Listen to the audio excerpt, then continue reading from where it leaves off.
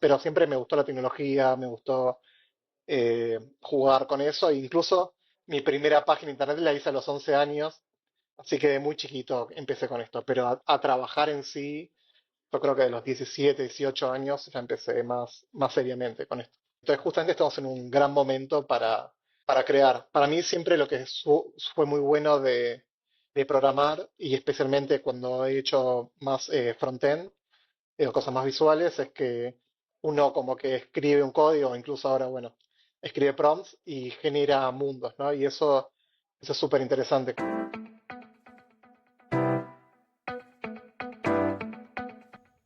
Bienvenido a Tech for Business Podcast, un espacio de líderes empresariales para líderes empresariales, donde hablamos de cómo la tecnología está transformando los negocios. Este es un podcast de experiencias reales. Te contamos lo que no ha funcionado y lo que hoy está marcando la diferencia en las compañías que están avanzando. Soy Miguel Díaz, llevo más de 10 años liderando procesos de transformación tecnológica y si algo he aprendido es esto: la tecnología ya está lista. El reto es que las organizaciones la adopten. Por eso, este espacio existe, para ayudarte a tomar mejores decisiones, evitar errores y acelerar tu proceso de transformación. Ahora sí, te dejo con el episodio de hoy. Hoy estamos con Dan Sagband, quien es un reconocido desarrollador de software y miembro de la comunidad de código abierto, sobre todo en JavaScript, quien nos ofreció su tiempo. Así que muchísimas gracias, Dan. Bienvenido a este espacio para conversar. Muchas gracias. Gracias, Pues gracias Dan, por compartir tiempo. gracias a ti. Entonces, Dan, para quienes escuchan por primera vez de Dan Sagband, ¿quién eres tú, más allá del rol de desarrollador? Bueno, yo soy argentino, más allá de ser desarrollador, aunque trabajo ya hace casi 20 años. Yo soy antiguo en la profesión, yo creo. Nada, nací en Buenos Aires, en Argentina.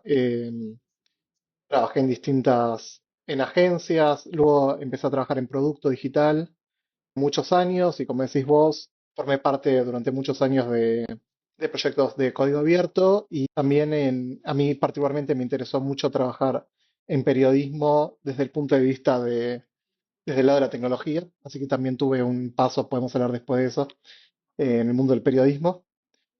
Nada de eso. No sé si hay algo más que... Ahora vivo en Madrid, vivo en España hace unos 3 años, viví en Colombia, en Estados Unidos, migré bastante los últimos años. Claro, tienes una trayectoria súper sólida. Quisiera que nos contaras un poquito más cuáles son esos proyectos de código abierto, los que más poderosos en los que has trabajado, más reconocidos en los que has trabajado. Yo creo que, bueno, en uno que participé, digamos, desde el comienzo y luego me abrí para trabajar en otras cosas, pero estuve en los primeros releases de Next.js, que es el framework de React, uno de los más usados hoy en día. Entonces, en las primeras versiones trabajamos con Guillermo, que es el CEO de Vercel, y con un par de personas más en los primeros releases. Yo en ese momento estaba haciendo un fellowship en el New York Times y bueno, nada, yo estaba en Nueva York, Guillermo estaba en San Francisco, había otra persona en Japón, así que fue un poco caótico, pero yo creo que ese fue el proyecto open source quizás de más impacto en el que trabajé. Estás hablando justo de Guillermo de Vercel, ¿no? Una compañía supremamente grande hoy en día. Y mencionaste también cómo tú, pues de repente eres una persona que entró temprano a a la profesión, ¿cierto? ¿Tú qué me puedes contar justo esos orígenes de la profesión de desarrollo de software? ¿Cómo fue esa experiencia? Seguro. ¿Y por qué dices que eres viejo en la Y profesión? bueno, porque creo que soy viejo porque estoy hace rato ya más que la media. Yo creo que es una profesión en la cual hay mucha gente, es una profesión hay mucha gente joven todo el tiempo. Entonces yo tengo 36, no me considero una persona muy mayor, pero estoy sobre el promedio de edad ahora antes era el niño en los proyectos y ahora soy de los más grandes en general. Como empecé, bueno, Guillermo tuvo mucho que ver justamente porque nosotros nos conocemos de adolescentes, del colegio secundario, del bachillerato, y había un foro, no sé si te acordás de la época de los foros, tipo era como el 2000, ahora sí 2005 o 2006, había un foro del colegio y nos hicimos amigos ahí y él medio que me fue contando cómo era, lo que le estaba haciendo, y de hecho, una de las primeras cosas que hice fue como trabajar un poco en el foro, no trabajar en ese momento, era más jugar, pero hacer cosas en el foro. Al mismo tiempo es como que mi padre tenía por su trabajo clientes que hacían distintas cosas, no sé, me acuerdo, una perfumería o un amigo médico, por ejemplo, que tenía que hacer un mini sistema y empecé haciendo esas cosas como más de hobby que de trabajo y de a poco me fui metiendo más. Pero siempre me gustó la tecnología, me gustó jugar con eso e incluso mi primera página de internet la hice a los 11 años. En su momento es muy chiquita, muy tonta, pero no sé, donde podías bajarte emuladores con los ROMs, tenía fotos mías con mis amigos y esas cosas. Así que de muy chiquito empecé con esto, pero a trabajar en sí, yo creo que de los 17, 18 años ya empecé más seriamente con esto.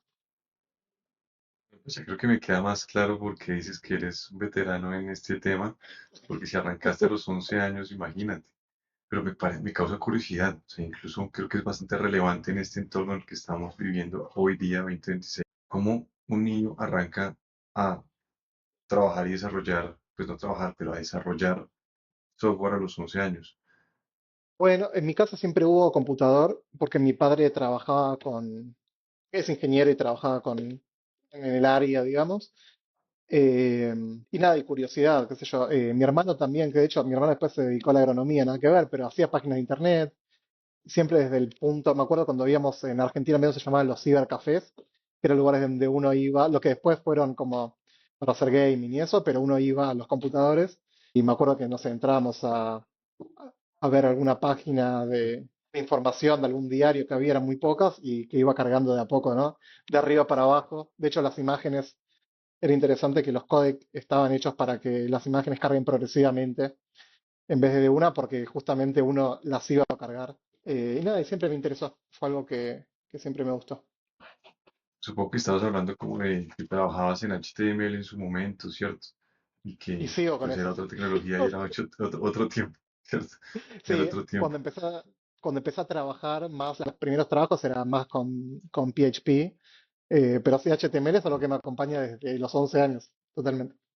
Locura. ¿Y por qué me parece tan relevante? Porque creo que hoy día los jóvenes, con este boom de inteligencia artificial, pues pueden empezar a desarrollar, digamos que desde muy temprana edad, ¿cierto?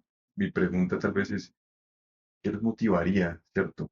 A construir desde temprana edad, pensando en que, por ejemplo, Latinoamérica necesita a esos jóvenes para aprovechar esta ola y desarrollarse. Sí, siempre es curiosidad y creo que la curiosidad no es algo que se pierde, sino bueno, por un lado que se tiene, pero también no sé si uno está en un ambiente donde yo incluso te digo, mi hermano que me lleva 5 años, hacía página de internet, me lleva a mí a ver, che, ¿cómo es esto? ¿Cómo puedo jugar? Entonces creo que el ambiente ayuda mucho a alimentar la curiosidad. O, te digo, mis amigos de Guillermo estaba programando, eso me ayudó. Entonces creo que el ambiente donde uno se mueve ayuda a explotar esa curiosidad que ya tiene innata. Yo creo que todos tenemos curiosidad de distintas cosas, pero depende en el momento, en el lugar donde estés y cómo te muevas, vas a tener distintas ayudas y distintos modelos para seguir.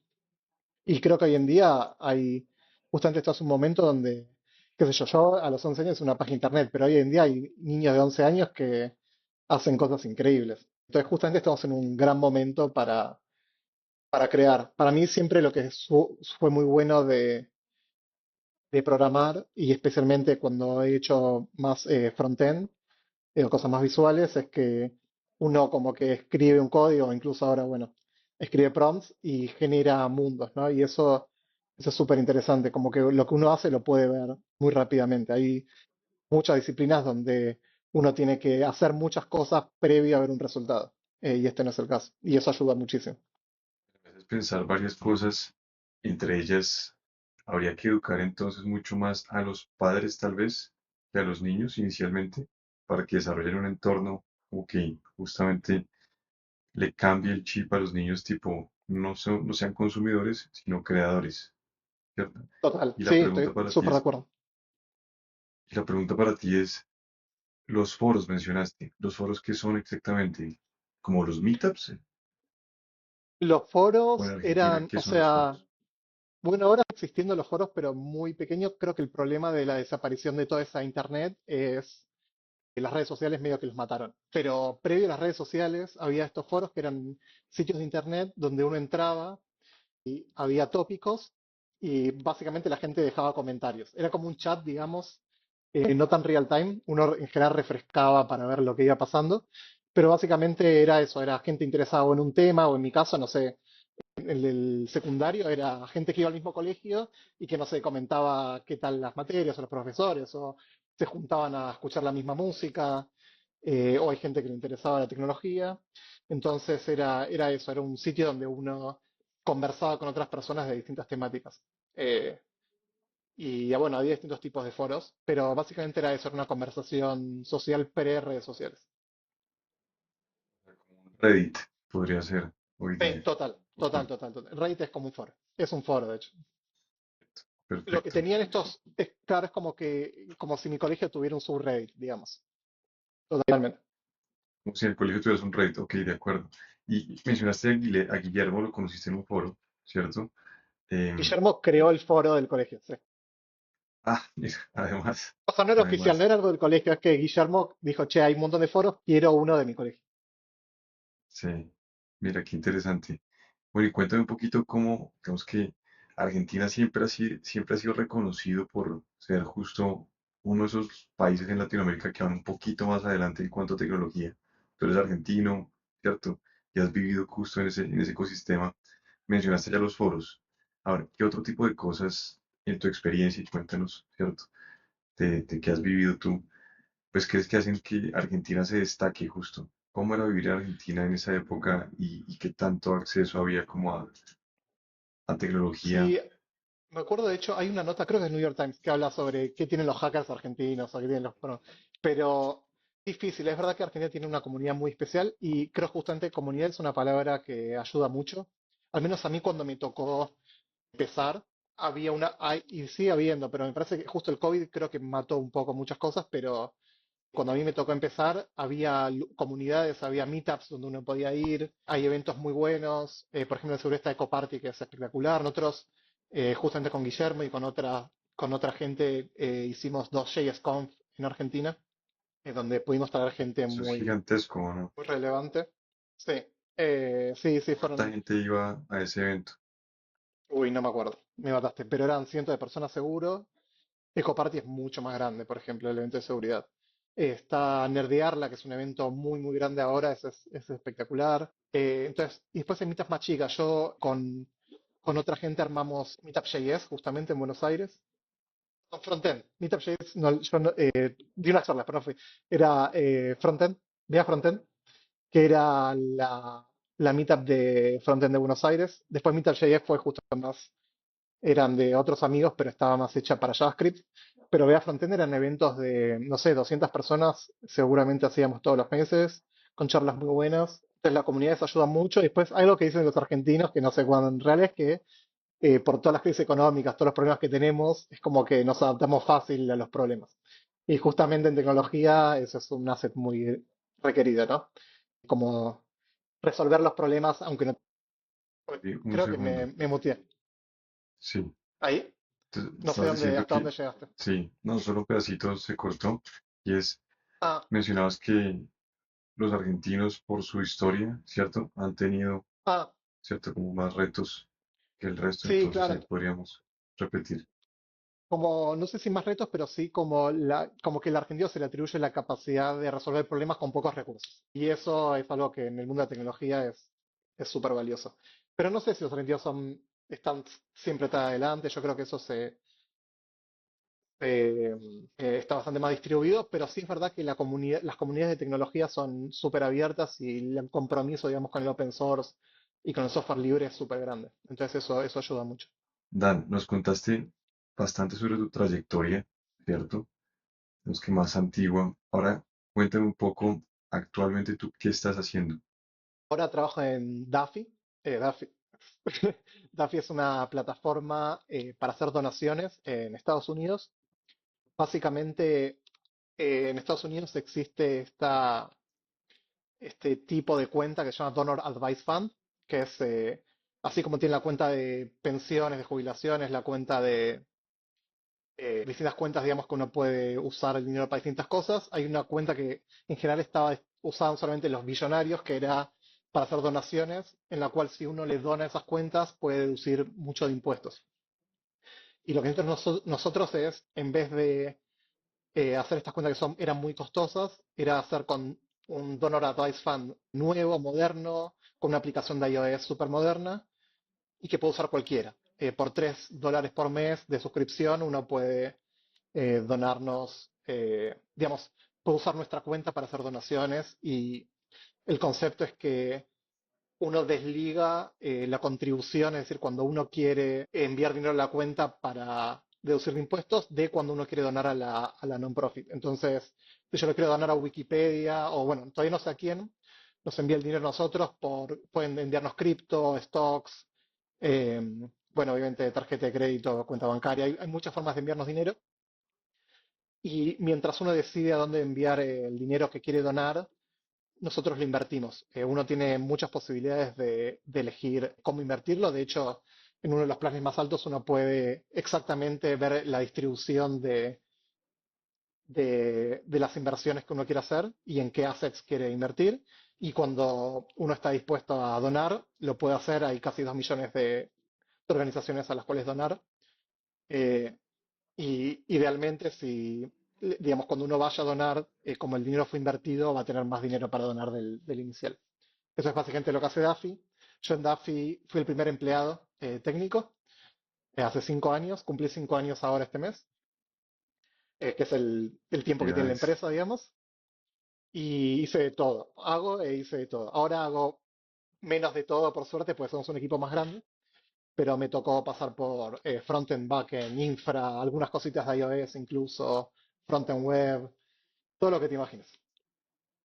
Sin inteligencia artificial Sí, hace 5 años. también, bueno, No inteligencia digo, no, artificial. no utilizabas inteligencia artificial hace 5 años para desarrollar todo lo No, que desarrollaste. no, no. O sea, la forma en que estoy trabajando ahora no tiene nada que ver con cómo trabajaba hace 5 años. Es impresionante, sí. Es un cambio muy, muy grande. En nuestra O sea empresa, que por suerte, tocamos, tenemos también una política muy fuerte. Como, digamos, somos un equipo mucho más chico que nuestros competidores, que son empresas que eran muy, muy grandes. Nosotros tendemos siempre a automatizar lo máximo posible. Y obviamente el uso de inteligencia artificial nos permite automatizar tanto mucho del flujo de trabajo nuestro como features de operaciones o internas también para hacernos la vida más fácil a nosotros y a nuestros clientes, ¿no? curiosidad, que mencionaste a tus competidores. ¿Quiénes son los competidores de la compañía hoy día? Son los otros Donor Advice Funds se llaman, pero en general son los grandes fondos donde uno puede invertir, por ejemplo, no sé, Schwab, Fidelity, donde son como las organizaciones que tienen otros tipos de inversiones para la gente de mucho dinero, pero que además, como te ayudan a invertir, necesitan en general tener un Donor Advice Fund para que puedas también optimizar tus donaciones. Entonces, Es ellos en un, es general un tienen nicho. un... Sí, pero es muy, muy grande, ¿no? Como todo en Estados Unidos, los market caps son gigantes. Pues, Eh, o sea, mueven billion dollars, o más, sí. básicamente. O más. Ok. ¿Por qué te pregunto? Porque pues también quisiera entender, o sea, no, no es un mercado que yo domine ahora mismo, Sí, ¿cierto? claro. No lo había escuchado realmente y por eso te digo que siento que es un nicho y me causaba mucha curiosidad quiénes eran la competencia, pero la competencia son entidades gigantescas que están facturando millones hasta trillones de dólares. Sí, y Súper justamente algo interesante. que vamos a anunciar ahora esta semana que viene, pero que el, este fin de año, digamos, entramos en el top 10 de los Donald Advice Fund con más usuarios. No sé, hay cientos de Donald Fund. Y bueno, digamos, crecimos mucho, así que ahora estamos en el top 10. Espectacular. Bueno, y cuéntame un poquito sobre, ahora vamos a tocar el tema de la inteligencia artificial porque también lo tenemos que tener ahí, pero Claro. sobre ese negocio de repente, ¿cómo se les ocurrió? Tú eres de los del founding team, ¿cómo fue esa experiencia? Tenemos que arrancar de ceros a llevarla hasta donde está hoy. Perfecto. Bueno, la idea viene de Adam Nash, es el CEO. Él venía a ser el CEO de Wealthfront, que es también una aplicación que está pensada para que la gente ahorre y es como una idea que está en el rango, ¿no? También es fintech, pero la idea es, digamos, uno cuando le sobran unos dólares a fin de mes o cuando sea, van directamente a la cuenta de inversión, esa cuenta autoinvierte en instrumentos que son, digamos, disponibles para todo el mundo. Es una cuenta de inversión, pero todo automatizado, donde el usuario no tiene que andar sabiendo qué comprar, qué vender. Uno se desentiende, digamos. Y tiene un modelo de suscripción también, donde uno, en general los fondos de inversión, digamos, los costos son lo que se dice assets under management, ¿no? Es como si yo tengo $1 millón, me cobran el 1%, entonces es el fee. Y Wealthfront lo que tiene es un fee bajo y fijo. Entonces, no sé, no me acuerdo ahora, pero digamos que son $5 por mes. Entonces, uno no importa cuánto dinero tengo en la cuenta, lo puede hacer. También eso hace que la automatización que ellos hicieron era que permite que los costos sean bajos de las cuentas, entonces uno no necesita una cuenta súper grande para poder abrir la cuenta. Como, no sé, si como yo te dijera, con $50 uno podría abrir una cuenta, en cambio en un fondo mucho más grande uno no puede entrar con $50. Y la idea de DAFI tiene algo que ver con eso, la idea de democratizar también un poco este tipo de cuenta, ¿no? De donaciones, que es bueno, uno no tiene que donar $20.000 de base para poder usar este instrumento que te ayude a donar más inteligentemente.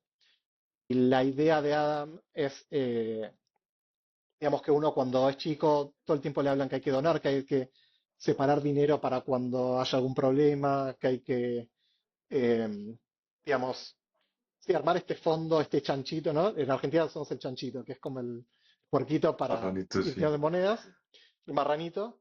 Y la idea es, bueno, lo decimos mucho, pero de adultos no lo hacemos.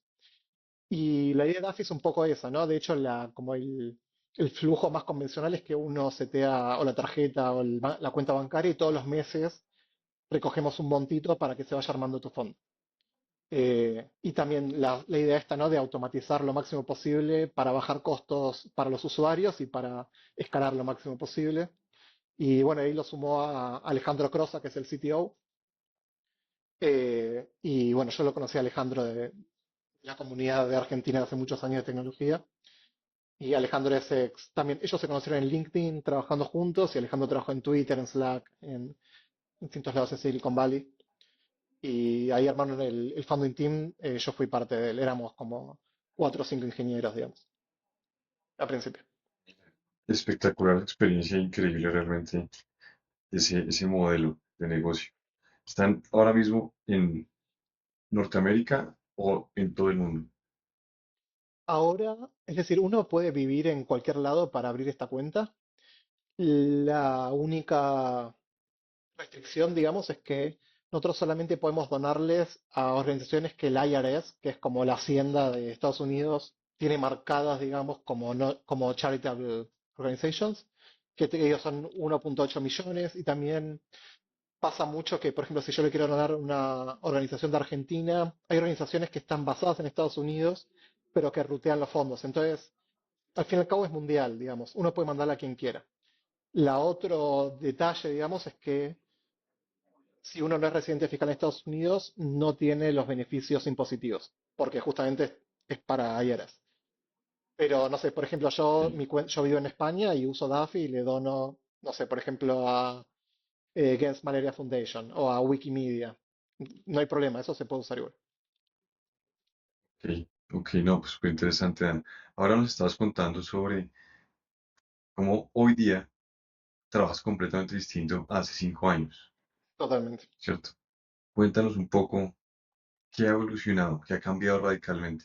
Y de hecho, te voy a decir algo más. Hace 3 meses empecé a trabajar de una forma que es totalmente distinta a la que trabajé el año pasado. Pero, Imagínate. ¿cómo fue cambiando? Bueno, fue muy de a poco, ¿no? Es como, eh, lo- con AI lo primero que recuerdo es estar usando GitHub. Yo como parecía muchos proyectos open source, Copilot siempre como que me lo cubre, digamos, GitHub. Entonces, tuve los previews y me acuerdo que ese fue el primer cambio impresionante, que era el autocompletion, que era yo estaba escribiendo y me intentaba con Tab, digamos, autocompletar lo que pensaba. Y ya esos primeros aproximaciones me parecían increíbles. Eso sumado a, no me acuerdo si está ChatGPT o había otros modelos, yo venía siguiendo un poco la evolución, pero bueno, ya uno le podía preguntar a algunos modelos cosas, pero respecto al coding, digamos, era más que nada el autocompletion, ¿no? Y después, bueno, hubo muchas más evoluciones. Me acuerdo, Copilot empezó en un momento a decir, bueno, le puedes dar clic y te fixea los bugs que puedas tener o te ayuda con el código. Y bueno, fue pasando de a poco, fue muy rápido, pero fue pasando. En el medio nosotros, si querés, pues podemos hablar, pero empezamos a meter features nosotros en código con AI, que es, digamos, no para mi workflow de día a día, sino para el producto. Y entonces como esas dos cosas fueron a la vez evolucionando. Y hoy en día estamos usando, digamos, en la empresa siempre nos alentaron a usar AI y a todo lo que sea para automatizar. No sé, me pagaban ¿cómo se llama? Pilot, OpenAI o Cursor. ChatGPT. De hecho, Cursor ahora lo di de baja porque justamente cambió un poco el flow. Y lo que Alejandro, el CTO, hizo hace unos meses fue decir, bueno, vamos a cambiar un poco la forma en que trabajamos y vamos a estandarizar, que me parece que fue uno de los aciertos más grandes.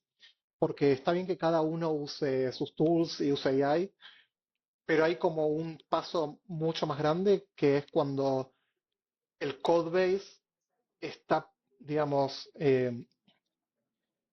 está conectado con la AI que estás usando. Entonces, en nuestro caso usamos Cloud Code, y nuestro codebase está lleno de Cloud, no sé si ustedes Cloud Code, pero básicamente uno tiene estos Cloud MD files donde le va contando las preferencias y las formas de trabajar y los do's and don'ts del código en distintas partes, skills, tenemos hooks, bueno, básicamente hizo todo el ambiente para que nosotros, cuando trabajamos con Cloud Code, estemos mucho más conectados. Y eso hace toda la diferencia, porque cuando el código está preparado para que uno trabaje con las herramientas, ahí es cuando hace el clic. Y yo en varios momentos dije, bueno, yo ya no tengo que programar más, pero en este momento es muy raro que yo, por eso en parte no uso más Cursor, es muy raro que yo entre y edite código a mano. Es muy extraño. Hoy en día lo que pasa mucho es, eh, digamos, yo empiezo en Cloud Code, le doy el problema, hacemos varias iteraciones, tenemos como todo un flujo bueno, algo que se llama Plan Mode, que es como cuando empieza a explicar el problema y entender con Cloud Code cómo usarlo. Y, y básicamente ya cambió muchísimo porque yo ya no programa a mano prácticamente. Y eso mejoró, obviamente es más rápido, pero eso no es lo único, sino que en general el código es muy bueno, que termina resultando, en parte porque los constraints que les ponemos a Cloud están bien pensados, el test coverage es mucho más grande y está todo mucho más estandarizado. Y eso es súper, súper positivo. Y ahora Tú mencionaste justamente, algo que creo que es sí, clave. Discúlpame, adelante. sí, sí, sí. Ahora, La ahora parte de justamente planning. estoy trabajando, estamos con delay, pero ahí te cuento.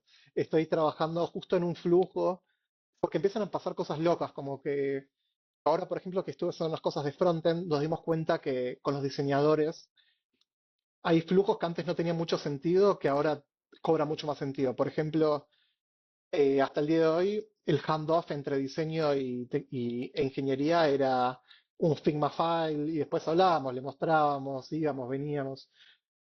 Y ahora estamos haciendo un flujo donde hay mucha más interacción y donde el diseñador llega mucho más adelante. El diseñador llega a implementar algo que después nosotros, digamos, no es que el diseñador manda a producción, pero los diseñadores pueden hacer cambios y jugar un poco con la implementación. Y eso es un cambio muy, muy grande.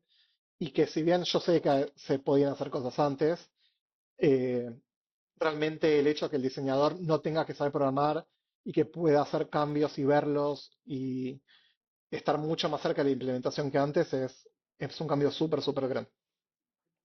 Ese es un La gente caso. le está perdiendo el miedo a hacer un PR, por ejemplo. Bueno, sí, totalmente. De hecho, mi idea, lo que estoy probando ahora, en realidad no es que el diseñador haga el PR, pero que pushee. como parte de, o sea, que haga commits, digamos. No hace el PR final, no comienza el branch ni el PR, pero está en el medio, está en el flujo de implementación, sí, total. Para recapitular el tema del planning, ¿qué tan importante es el planning durante ese proceso de creación de código con inteligencia artificial? Que Los constraints, básicamente, pues, o sea, programar ya sabe programar, Claude, Codex también. Lo que no tiene a veces es todo el contexto y el bagaje que tenemos de la empresa, del codebase, o sea, si bien puede leer el codebase y todo, hay una intencionalidad y un pasaje de requerimientos que obviamente nuestro trabajo principal creo ahora como desarrolladores es primero entender bien nosotros los problemas y segundo saber expresarlos, que están súper conectados, ¿no? Una vez que uno puede expresar bien el problema y plantear las soluciones, está genial. Y obviamente nuestro trabajo pasa más a ser revisores de código que generadores. Obviamente no es que desaparece nuestro trabajo, sino que pasamos un poco a ser más curadores. Vamos a tener que pasar mucho más tiempo haciendo code review, porque también lo que va a pasar es que lo que está pasando es que el código que generamos ya no es nuestro y leer código que no es nuestro, que no escribimos a mano, lleva un poco más tiempo de revisar. Y bueno, hay un shift en el paradigma. y para empezar a cerrar, ¿cierto? Esta entrevista, ¿tú qué recomendaciones le darías a justo los desarrolladores, o incluso ni siquiera los desarrolladores, la gente que quiere construir, ¿cierto? Para mí hay Para como construir en mucho, 2026. bueno, hay muchos, depende quién seas, ¿no? Si vos sos como yo, un desarrollador que trabaja por una empresa que, digamos, una empresa de fintech que mueve dinero y que hay cosas que son importantes, o sea, para mí la recomendación primera es meterse de lleno en AI. Para mí no hay vuelta atrás, o sea, ya es un punto que pasamos. Hubo otras olas de AI donde parecía que se venía y no, pero esta vez sí, o sea, es totalmente evidente que estas herramientas llegaron para quedarse y hay que estar al día.